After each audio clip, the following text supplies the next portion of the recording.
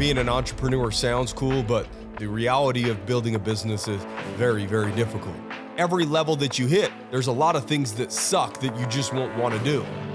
What you're capable of is on the other side. I don't feel like it. And if you're committed to what it is that you're trying to do, nothing is going to stop you from getting there. Welcome back to another episode of Real Business Owners with myself, Trevor Cowley. Hope you guys are doing well. Per usual, if you're ready to level up, go to joinrbo.com. Guys, today I want to talk about intention and making a decision. There's a lot of people out there that make decisions. Hey, I'm going to do this or I'm going to do that. And it's very half-hearted. There's really no strategy behind what it is they're doing. In other words, there's really no intention. You know, I go to the gym every single day. I can't say every day, Monday through Friday, because that's where I get my 2 witnesses for the world record. That's why I have to run on an indoor track, because I live out in the boonies. And so on the weekends, I get people to either come out or ask my neighbors to help me out. But when I'm there, I see people there for an hour and a half to 2 hours in order to get a 20 to 30 minute workout. They're not really there with intention. They're not getting yardage out of what it is that they're doing. You need to understand that you have the ability to change your life in an instant with a decision that has intention behind it, with strategy behind it. Like where you lock all the doors, there's no way out. This is what you're going to accomplish. I'm going to do X, and this is how I'm going to do X. The word decision itself means to cut off. Like incision, there's a decision that needs to be made in your life right now. A lot of you guys running and operating businesses have a million decisions that you need to make on a day-to-day basis that are there just to help you maintain what it is that you're doing. But then there's decisions that you have the ability to make where you can actually get yardage. I'm asking you to go to the office with more intention. I'm asking you to go to the gym with more intention. I'm asking you to live your life in general with more intention. A lot of people utilize fun as a disguise word for negative habits, whether that's partying, drinking, going out, staying up too late, not taking care of their body. You need to loosen up. No, motherfucker, you need to tighten up. That's what you need to do. You need to tighten your shit up. You need to get fucking focused. Like for once in your life, get fucking focused. Decide what it is you want. I want to get in better shape. Okay, perfect.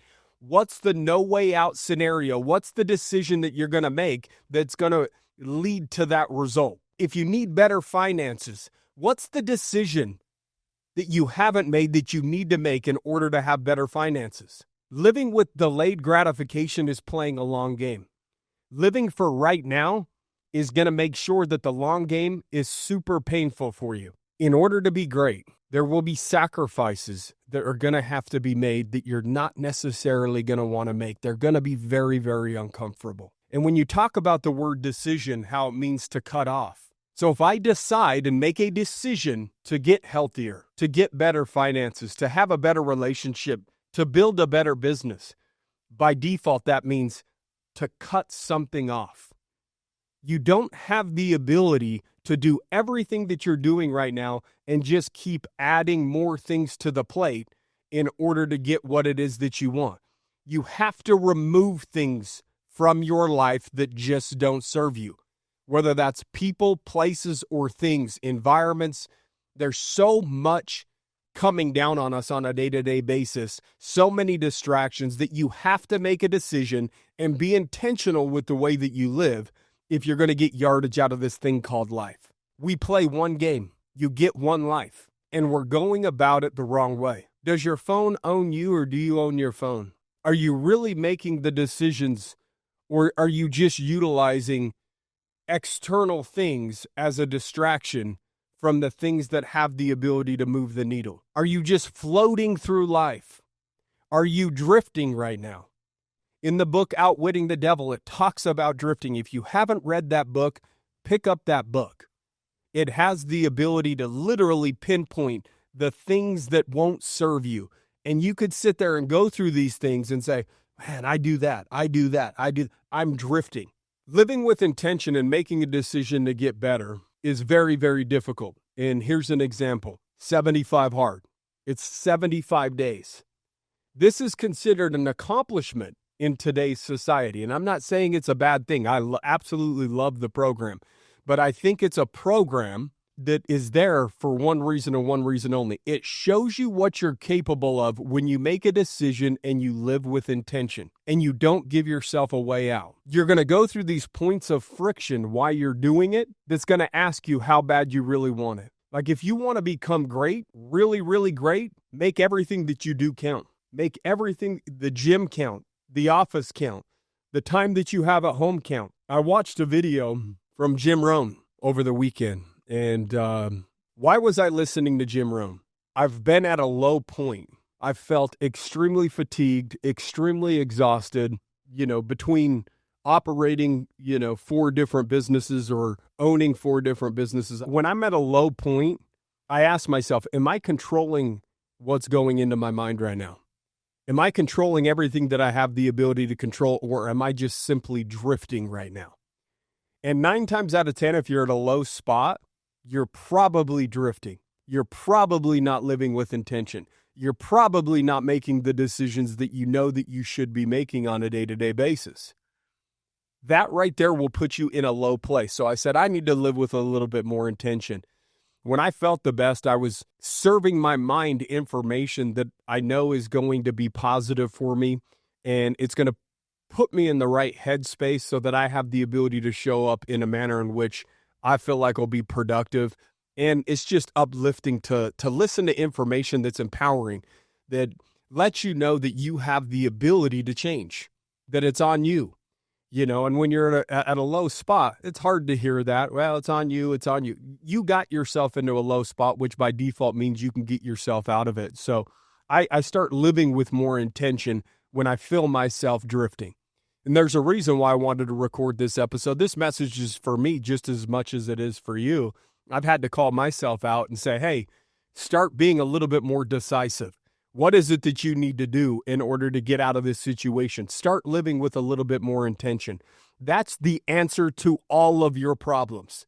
If you're not living with intention and you have an issue, live with more intention then around whatever that issue is, whether it's your health, whether it's your finances, whether it's your business, your relationships, whatever it is.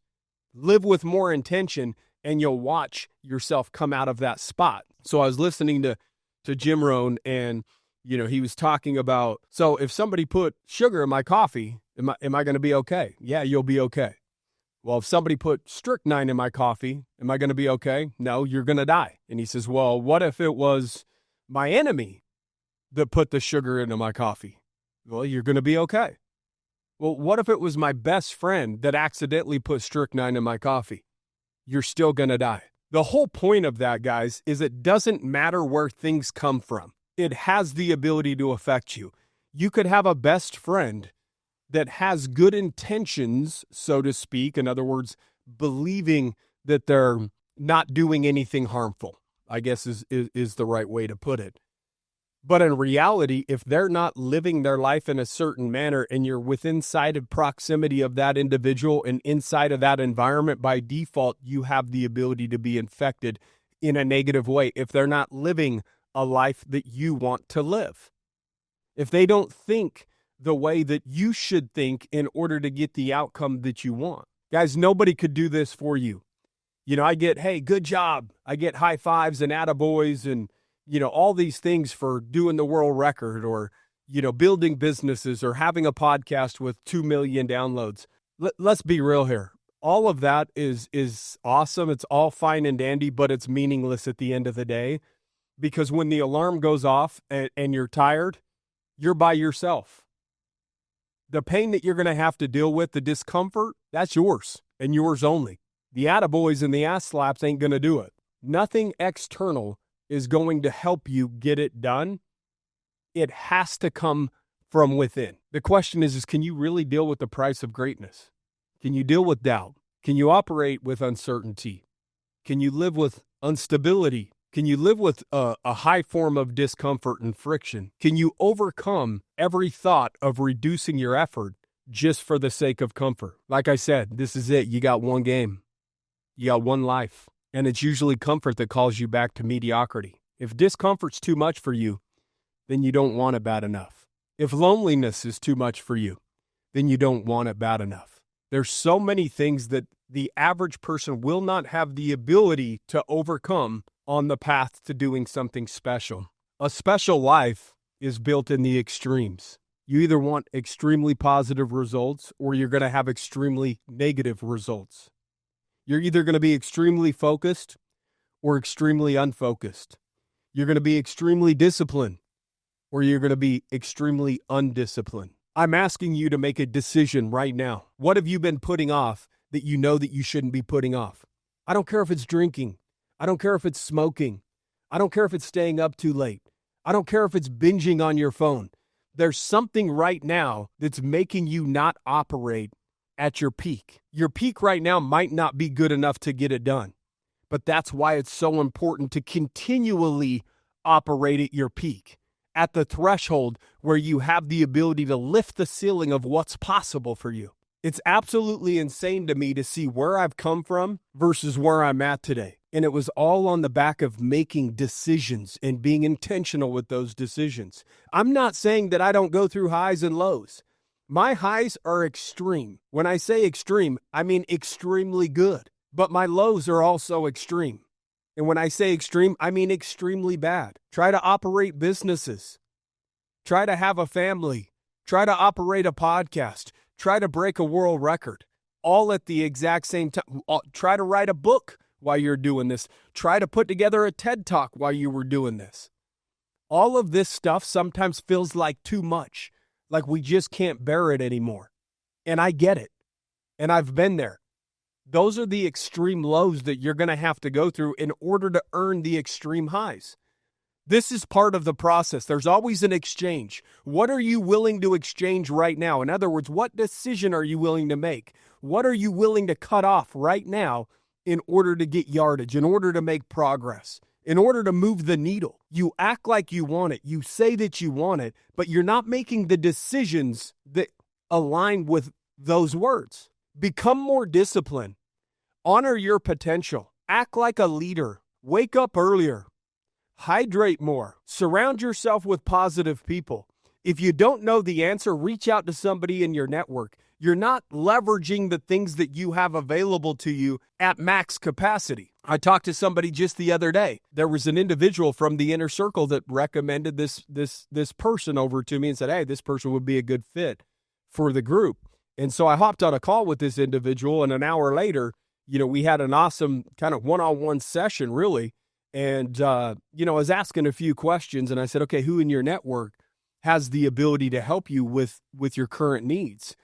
And how many people do you know with inside of your network that are around the actual clientele that you serve? And he says, probably like 50 to 100. And I said, be honest with me. Are you leveraging that properly and utilizing it at max capacity in order to get the outcome you want? And he says, man, if I'm being honest with you, the answer is no. I'm asking you to be honest with yourself right now. Are you utilizing the things that you have available to you at max capacity? Are you making the decisions that you know that's right for you and your business at max capacity? Are you exhausting your efforts towards the result and goal that you have? If the answer is no, then change something.